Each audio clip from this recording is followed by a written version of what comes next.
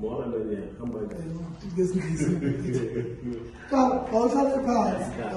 Awuhlale phansi. Uhlale phansi ngoba vele wena ufuna ulwazi.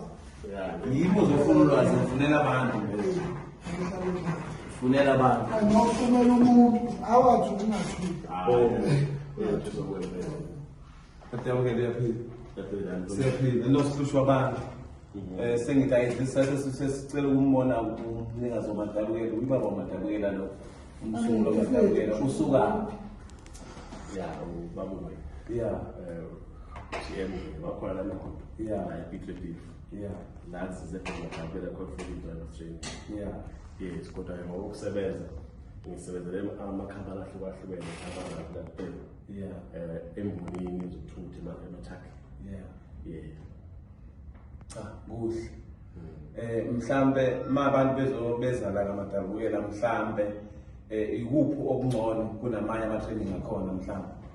Yabona Amathola kwamadabukela into ehluke kakhulu la ekhaya. Okokuqala i-price. Inani yokutrain umuntu. Yeah. Khumbula phela uma utrain umuntu, train umuntu ongasebenzi. Yeah. Kusaba nomsebenzi. Yeah. Unemployed. Awukwazi ukuqola ukuthi noma iy'namba zikhona. Uma sikhuluma ngama-office la adinga inketho. Nasebenzi uwongithatha futhi. Ngiyavumelana nawe ukuthi ngisagetheka ngabafethu. Ngisagetheka imali. Iphepha leli imali, ikhuphe imali. Isikole kusube khona vele ukuthi imali yakhosta. Akukho nje sibeke i-price reasonable kwabantu bakhona ukuthi bay-afford.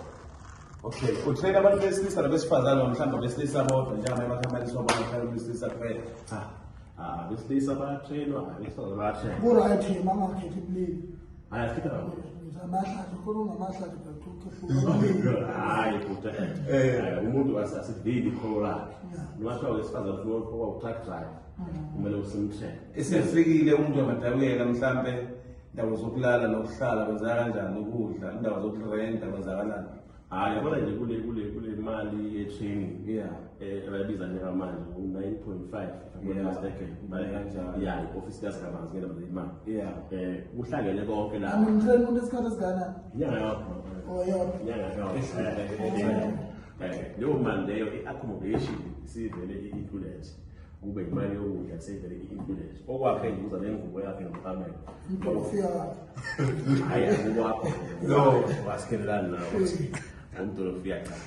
Mhlambe ke okunye ebengicela ukwamela banokunami ngizipha abantu bekayi sifonele ngamadabukela ukuthi mhlambe sibanike inamba bezazi inamba zakhona landline i-cellphone number abantu bengafaka imali kusonakala bese bethuka amadabukela. Yikho ngithi ayasimbona amadabukela sikhulume naye siza ukuthi uthini usiphathele. WhatsApp ukhona.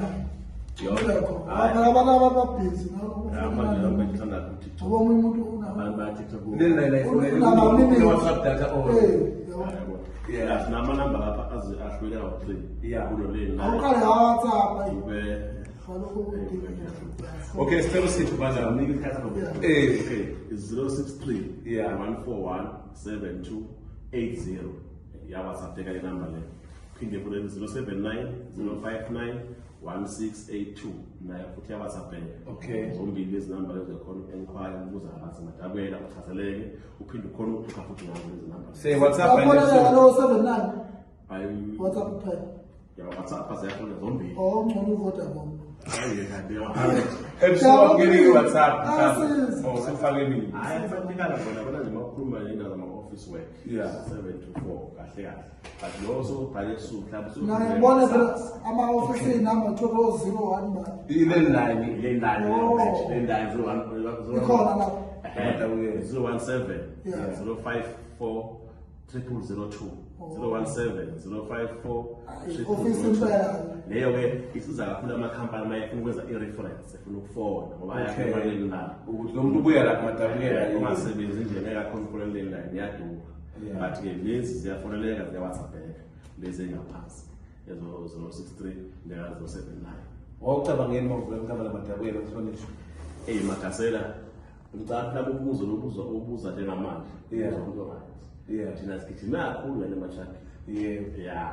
Ngiyabona ukuthi nawe ungaphumi kulomkhakha. Yeah. ungabheke inzuzo wako Yeah. yokulekelela abantu ngoba Yeah. uzothi ngicela uhambe uzofikela amadabeni uzoyikhulumela umuntu omunye ngoba bayahluka Qala abasuka ngaphandle nabelele. bazokwenza umsebenzi awukho lapho Oh, Sula kwa-South African.